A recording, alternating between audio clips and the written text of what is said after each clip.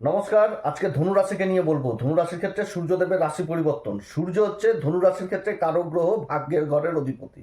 এবার অষ্টম ঘরে অবস্থান করবে, যেটা হচ্ছে কর্কট রাশি। আর কর্কট রাশিতে আগে থেকেই দেবগুরু বৃহস্পতি কর্কট রাশিতে অষ্টম ঘরে অবস্থান করছে। ভাগ্যের ঘরের অধিপতি সূর্য আর রাশির অধিপতি দেবগুরু বৃহস্পতির জুতিই তৈরি হচ্ছে এবার অষ্টম ঘরে। কোন দিক থেকে লাভ, কোন দিক থেকে বিশেষ সাবধান, কোন বিশেষ উপাচার আজকের ভিডিওতে তুলে ধরবো ধনুরাশি সম্পর্কিত। তো যাই হোক, অনুষ্ঠানটি শুরু করার আগে সবার প্রথম বলছি যে এটা গ্রহের গোচর চন্দ্ররাশি অনুসারে আলোচনা করা হচ্ছে। কারো কোনো রকম ব্যক্তিগত কুষ্টি ধরে আলোচনা নয়। যদি অনুষ্ঠান ভালো লাগে তো লাইক, শেয়ার, কমেন্ট, তার সাথে সাবস্ক্রাইব করবেন। অষ্টম ঘরে সূর্য, অষ্টমের দোষ লাগে না সূর্যের, যেহেতু আত্মার কারক। তো সূর্য হচ্ছে আত্মার কারক, যার জন্য দোষ লাগে না। তো দেবগুরু বৃহস্পতির সাথে সূর্যের এই অষ্টম ঘরে অবস্থান অনেক দিক থেকে ভালো জিনিস তৈরি করবে, এটাও ঠিক, কিন্তু অনেক দিক থেকে আবার সমস্যাও তৈরি করবে, যে সমস্যাগুলোর সমাধানও হবে, কিন্তু সমস্যার ফেসও হতে হবে যাদের জন্মকুষ্ঠিতে সূর্যের অবস্থান ভালো নয়। ধনুরাশির ক্ষেত্রে বলছি, দেখা গেলো যে ভাগ্যের ঘরের অধিপতি ওই গ্রহণযোগ লেগে পড়ে রয়েছে। গ্রহণযোগ রাহুর সাথে অবস্থান করছে, রাহুর দৃষ্টি প্রভাব থাকছে, বা পাপী গ্রহ দ্বারা দৃষ্টি হচ্ছে, বা শনির সাথেই অবস্থান করছে, শনির দৃষ্টি পড়ছে, যেটা হয় আর কি, যে ভাগ্যের ঘরের অধিপতি পাপকর্তকী যোগে পড়ে রয়েছে। এগুলো ক্ষেত্রে কি হবে, সূর্যের তো বল তো কমে যাচ্ছে, যার জন্য আমি বছরের শুরুতেই বলেছি 2026-এ ধনুরাশি সম্পর্কিত, যেটা সূর্যের বছর, ভাগ্যের ঘরের অধিপতির বছর। অতএব ভাগ্যের ঘরকে বলি করো, ভালো করো, উপাচার করো, সূর্যের উপাচার, সূর্য যন্ত্র বাড়িতে স্থাপন করো। কারণ ভাগ্য যদি ঠিক না থাকে তাহলে কি হবে, না হয় এই গোচর দেবগুরু বৃহস্পতির সাথে অবস্থান করছে অষ্টম ঘরে, দেবগুরু বৃহস্পতির প্রভাব শুভ ভালো ফল দিবে, অবযোগ তৈরি হচ্ছে, কিন্তু গুরু তো উচ্চ উচ্চ অবস্থায় সূর্যের সাথে জুতিতেও অনেক দিক খুলে দিবে, কিন্তু অনেক ক্ষেত্রে সমস্যা তৈরি করবে। যে সমস্যাগুলোর সমাধান হবে এটা ঠিক, কিন্তু ফেস তো করতে হবে, এগুলো তো করতে হবে। কিন্তু যাদের ক্ষেত্রে গ্রহের অবস্থান ভালো না, সূর্যের অবস্থান ভালো না, তাদের ক্ষেত্রে অবশ্যই বাড়িতে মানে উপাচার করতে হবে, সূর্যের উপাচার, সূর্য মন্ত্র, তারপরে সূর্যদেবকে অর্ঘ্য দেওয়া, সূর্য যন্ত্র বাড়িতে স্থাপন করা, এগুলো করলে ভাগ্যের জায়গাটা যথেষ্ট ভালো থাকে। আজকের ভিডিওতেও প্রোডাক্ট বলে অপশন থাকবে, অবশ্যই যাদের রয়েছে প্রয়োজন তারা অবশ্যই সংগ্রহ করবেন, এটা সারা জীবনের জন্য।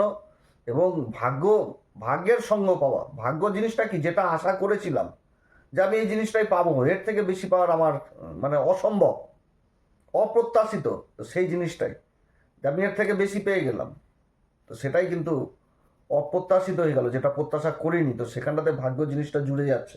অতএব ভাগ্যকে বিশেষ করতে মানে বলবান করতে হবে, আর বলবান করার উপায় তো বলেই দিলাম। তো যাই হোক, সূর্য আর দেবগুরু বৃহস্পতি এই যে অষ্টম ঘর, সূর্যের যে শুধু পরিবর্তন হচ্ছে এই মাসে সেটাও না, এই মাসে অনেকগুলো দিক পরিবর্তন হবে। যেরকম মানে সূর্যের পরিবর্তন তো এক মাসে 16 তারিখে সূর্য পরিবর্তন করছে, তারপরে তো আবার মঙ্গলের পরিবর্তন রয়েছে মাসের শুরুতেই, আগস্ট মাসের 2 তারিখে তো আবার মঙ্গল রাশি পরিবর্তন করে নেবে। রাহুর নক্ষত্র পরিবর্তন হবে, ধনিষ্ঠাতে ঢুকবে রাহু, তার সাথে শনিদেব এই মাসের শেষের দিকে আবার বক্রি হয়ে যাচ্ছে। শনিদেব বক্রি হচ্ছে। শুক্রের পরিবর্তন রয়েছে 31শে জুলাই, শুক্রের পরিবর্তন। বুধের পরিবর্তন রয়েছে আগস্ট মাসের আবার 5 তারিখে, কর্কট রাশিতে আবার পুনরায় বুধ ফিরে আসবে। তো এইখানটাতে আবার বুধেরও কিন্তু জুতি হবে, বুধ সূর্য দেবগুরু বৃহস্পতি 16 তারিখ পর্যন্ত আগামী মাসের থাকবে, 5 তারিখ থেকে প্রায় 11-12 দিন থাকবে এই ঘরে, এই অষ্টম ঘরেই। অনেকগুলো পরিবর্তন রয়েছে। তো এই পরিবর্তনে যে সূর্যের যে পরিবর্তনটা হচ্ছে, গুরুর সাথে যে অবস্থান, তো শুধু যে সূর্য প্রভাবিত করবে রাশিকে সেটাও না, অন্যান্য গ্রহও প্রভাবিত করবে। ভাগ্যের ঘরে এখন শুক্র আর কেতু অবস্থান করছে, তাদেরও প্রভাব থাকবে রাশির উপরে। শনির প্রভাব থাকবে রাশির উপরে, শনির দশম দৃষ্টি পড়ছে, মঙ্গলের অষ্টম দৃষ্টি পড়ছে। মঙ্গলও তো কারো গ্রহ না, পঞ্চমপতি তো মঙ্গল, অষ্টম অষ্টম দৃষ্টি দিয়ে রাশিকেও তো দেখছে। বিশ্ব রাশিতে মঙ্গল অবস্থান করছে এখন, রাশিকে দেখছে পঞ্চমপতি, কিন্তু ষষ্ঠ ঘর থেকে। তো বিভিন্ন দিক থেকেও উন্নতির যোগ থাকছে এই সময়কালে। তো সূর্যের এই যে পরিবর্তনটা হচ্ছে, এই পরিবর্তনের কোন দিক থেকে বিশেষ মানে লাভবান হবে এই ধনুরাশি, সেগুলো সবার প্রথম বলবো। ভাগ্যের ঘরের অধিপতি যখনই অষ্টম ঘরে অবস্থান করে এবং রাশির অধিপতির সাথে জুতি তৈরি করে নিয়েছে, অতএব যত আধ্যাত্মিক পথে থাকবে, যত নিজেকে বিশ্লেষণ করবে, তত এগিয়ে যাওয়ার পথ দিশা খুঁজে পাবে। অর্থাৎ ভাগ্যের বিপর্যয়ও যদি হয় ধনুরাশির, তাও এগিয়ে যাবে, সমাধানের রাস্তা পাবে, দিক দিশা নিজের মানে কোনো না কোনো দরজা খোলা থাকবে, সেই দিক দিয়ে বেরিয়ে নিজেকে প্রতিষ্ঠিত করে তুলবে। এবং এরা কোনো সময় ভয় পাবে না। মানে অষ্টম ঘরে যখনই এরকম গ্রহের অবস্থান হয়, যে কোনো একটা চ্যালেঞ্জ আসলো হঠাৎ করে, কোনো একটা খারাপ জিনিসের সম্মুখীন হচ্ছি, অনেকে কি হবে যে ভয় পাবে, পিছনে সরে যাবে। এরা কি যে সেই চ্যালেঞ্জটাকে মোকাবেলা করবে এবং তার উপর বিজয়ী হাসিল হবে, জয়ী হবে এবং এগিয়ে যাবে এবং নিজেকে প্রতিষ্ঠিত করে ফেলবে। যেখানটাতে গুরু সূর্যের জ্যোতি, এটার একটা দুর্দান্ত প্রভাব থাকে, গুরু আর সূর্যের জ্যোতি। রাজা তো সূর্য, আর গুরুর হচ্ছে কি আদেশ, দেবতাদের গুরু, শুভ গ্রহ, অষ্টম ঘরে অবস্থান। এই অবস্থানে অপ্রত্যাশিতভাবে ভাগ্যের উন্নতি হবে। যেখানটাতে ভাগ্যের বিপর্যয় সেখানটাতে ভাগ্যের উন্নতি, যেখানটাতে সংঘর্ষ সেখানটাতে ভাগ্যের দ্বারা এগিয়ে চলা, এই জিনিসগুলো তৈরি হবে। মনে হবে যে আমি হেরে গেলাম, আমি পারছি না, শেষ মুহূর্তে এসে, কিন্তু শেষ মুহূর্তে সঙ্গ পেয়ে যাবে। মনে যাবে যে কোনো একটা ঈশ্বরীয় শক্তি আমার সাথে কাজ করলো, আমার লাক আমার ফেভারে চলে আসলো। যেখান থেকে আমি হেরে আসার কথা ছিলাম, আমি সেখানটাতে জয়ী হচ্ছি। এই জিনিসগুলো থাকে যে এরা কোনো সময় জীবনে হার মারে না, এগিয়ে চলে এবং সেখানটাতে এমন বিজয়, এমনভাবে জয়ী হয় যেটাতে সমাজ দেখে এবং সমাজ দেখে সুনাম সুখ্যাতির পাত্র হয়। এই জিনিসগুলোকে বুঝাই তো, মানে অপ্রত্যাশিতভাবে জীবনে লাভ হয়, যেটা কল্পনার বাইরে হয় এবং বহু রকম সুযোগ আসে। তারপরে যে মানে শিক্ষার জায়গাটা উঠে আসে। ওই যে আগে বললাম যে শিক্ষা গভীর, এটা তো অ্যাকচুয়ালি এটা হচ্ছে গভীর জ্ঞান, ডিপ নলেজ। তো সেই জিনিসগুলো যারা দীর্ঘদিন ধরে কোনো রিসার্চ করছেন, উচ্চশিক্ষার সাথে জড়িত রয়েছেন, কারণ নবম ঘরের অধিপতি সূর্য, উচ্চশিক্ষা, অষ্টম ঘরে চলেছে, তো এটা আরও গভীর জ্ঞান। তো গুরুর সাথে আবার তার উপর আবার গুরুর সাথে জ্যোতি, তাহলে কি হবে যে জ্যোতিষশাস্ত্র, তন্ত্র, আধ্যাত্মিকের জগৎ, সাধনা, গবেষণা, পিএইচডি, এইগুলো যারা করছেন তাদের জন্য আবার ভালো, মানে গভীর জ্ঞান অর্জন করা, গভীরভাবে মানে সেই রকম জ্ঞানকে পেয়ে যাওয়া, গুরুর আশীর্বাদ লাভ করা, আধ্যাত্মিক জীবনে বিশেষভাবে উন্নতি, জীবনের যে সত্য জিনিসটা, গভীর সত্য, সেই সত্য জিনিসটাকে উপলব্ধি করা এবং ধর্মের প্রতি আকর্ষণ, ধর্মের প্রতি মানে একটা নিজেকে এগিয়ে নিয়ে যাওয়া, এই জিনিসগুলো যথেষ্ট বৃদ্ধি পাবে এবং যে কোনো সংকট থেকে ফিরে উঠে আসার ক্ষমতা থাকবে। এই সূর্য আর গুরুর অবস্থান এই অষ্টম ঘরে, সূর্য গুরুর অবস্থানে মানে উত্তরাধিকার সম্পত্তি, যে সম্পত্তি নিয়ে বিবাদ চলছিল, হয়তো কোনো প্রভাবশালী ব্যক্তির দ্বারা এই সমস্যাগুলো এই সময়কালে সমাধান হবে। বিমা সংক্রান্ত কাজ, যে কাজগুলো হয়তো কোনো সরকারি দস্তাবেজ কাগজই হারিয়ে গেছিল, মীমাংসা হচ্ছিল না, সেই জিনিসগুলো এখন উঠে আসছে।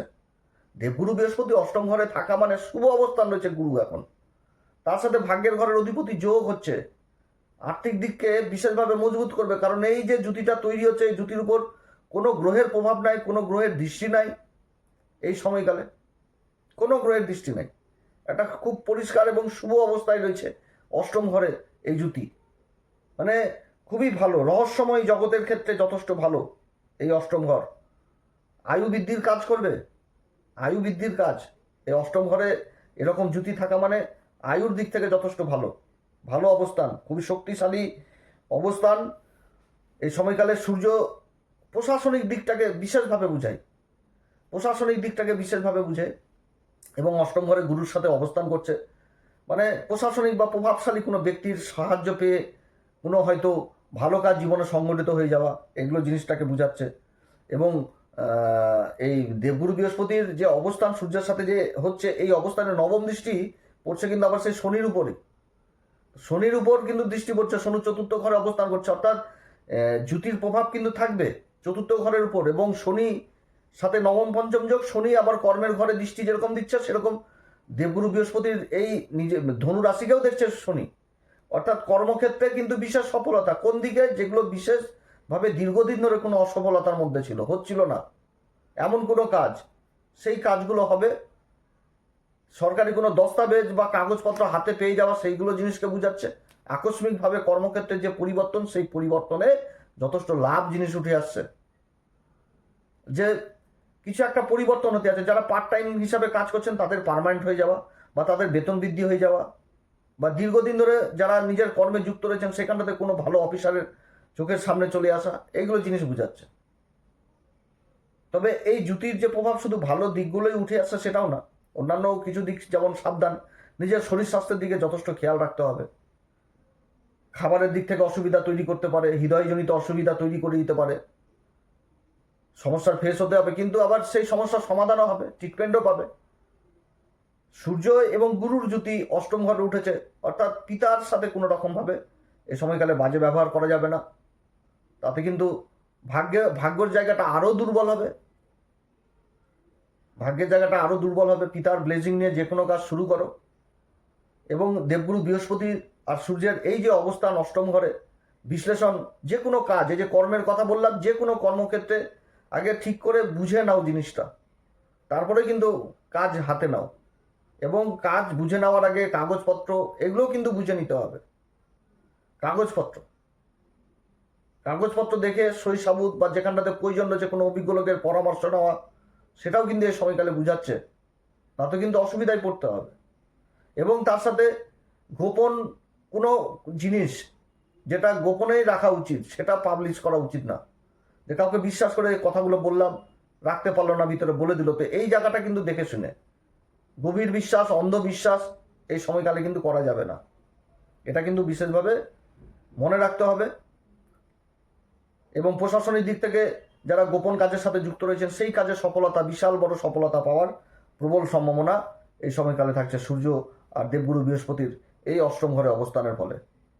এইগুলো দিক থেকে বিশেষভাবে সফলতা, আর বিশেষভাবে খারাপ দিকটাও তুলে ধরলাম, যে কোন দিক থেকে বিশেষভাবে মানে যেটা বুঝাচ্ছে আর কি, সেই জিনিসগুলো। গোপন জিনিসটাকে বিশেষভাবে গোপনেই রাখতে হবে, কাউকে অন্ধবিশ্বাস করা যাবে না, এই জিনিসগুলো থাকছে এই যোগের প্রভাবে।